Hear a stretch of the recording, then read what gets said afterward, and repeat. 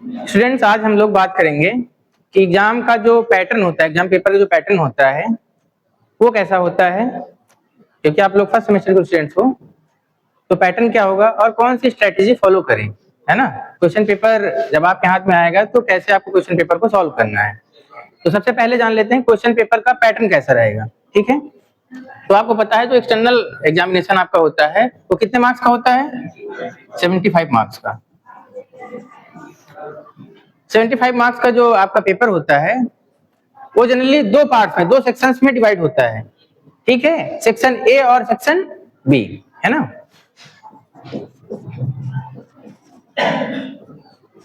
जिसको बोलते हैं खंड ए। ठीक है, अच्छा एक चीज ध्यान रखिए, जो आपका क्वेश्चन पेपर होगा उसमें कुल कितने क्वेश्चंस होंगे? 10। कितने होंगे? 10।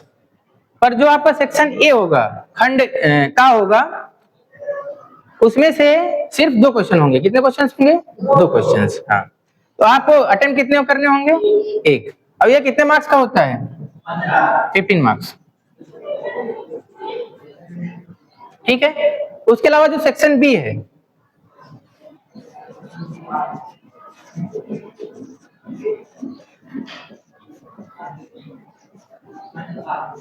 खंड का और खंड खा। ठीक है, दूसरा जो खंड होगा उसमें से आपको कितने क्वेश्चंस मिलेंगे देखने को? 8 क्वेश्चंस। तो 8 में से आपको कितने क्वेश्चंस करने होंगे? 3 क्वेश्चंस करने होंगे। ठीक है, तो इसमें से 8 क्वेश्चन दिए होंगे, आपको करने कितने होंगे? 3। यहां पर आपको 2 क्वेश्चन दिए होंगे और आपको करने कितना होगा? 1। अच्छा, जो ये क्वेश्चन कैरी करेगा कितने मार्क्स का होता है क्वेश्चन? 20 मार्क्स का। कितने मार्क्स का? 20 मार्क्स। और ये कितने मार्क्स का होता है? 15 मार्क्स का। तो जाहिर सी बात 20 दिया 60 और 60 हो 15, 75 नंबर हो गए। ठीक है, अब यहाँ पे बात करते हैं, शांत रहो। यहाँ पे बात करते हैं कि जाहिर सी बात है आपका समय कितना रहेगा? सिर्फ 2 घंटा, है ना, 2 आवर्स। 2 घंटे मतलब जाहिर सी बात कितने मिनट? 120।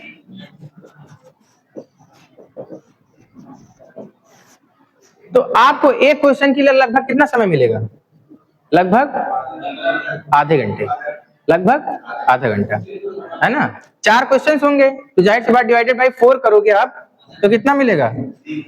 30 मिनट्स। तो आपको एक क्वेश्चन लगभग कितने मिनट में करना है?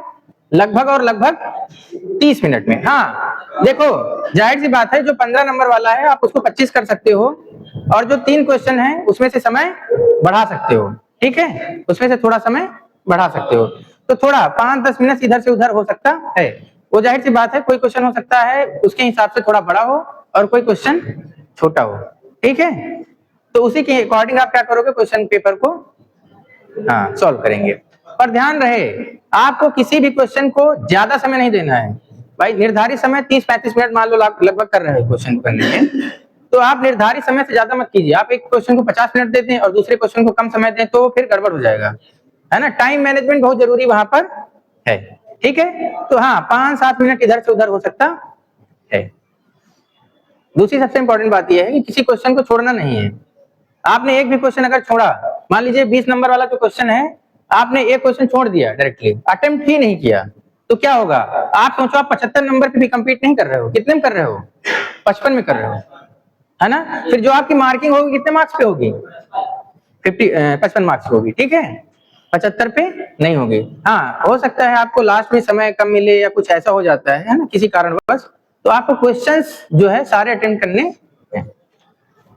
और एक चीज वो ये है कि अधिकतर बच्चों को देखा गया है कि जब क्वेश्चन पेपर मिलता है, मान लो नहीं आ रहा है एग्जाम में, तो कुछ भी लिख देते हैं, है ना। तो आपको नहीं करना है, आप थोड़ा पढ़ के जाइए, है ना। मान लो कभी कभी ये हो सकता है, ऐसी स्थिति पैदा हो सकती है। जाहिर सी बात है, यहाँ पे जो पैटर्न है बहुत आसान है। आप सोचिए, पहले खंड में आपको कितने करने हैं? 2 में से 1 करना है क्वेश्चन।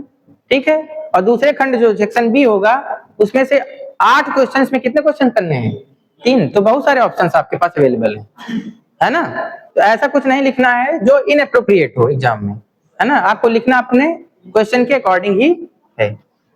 तो मुझे लगता है थोड़ा बहुत आपको आइडिया हो गया होगा क्वेश्चन पेपर के बारे में और समय के बारे में भी, कितना समय किसी क्वेश्चन को देना है।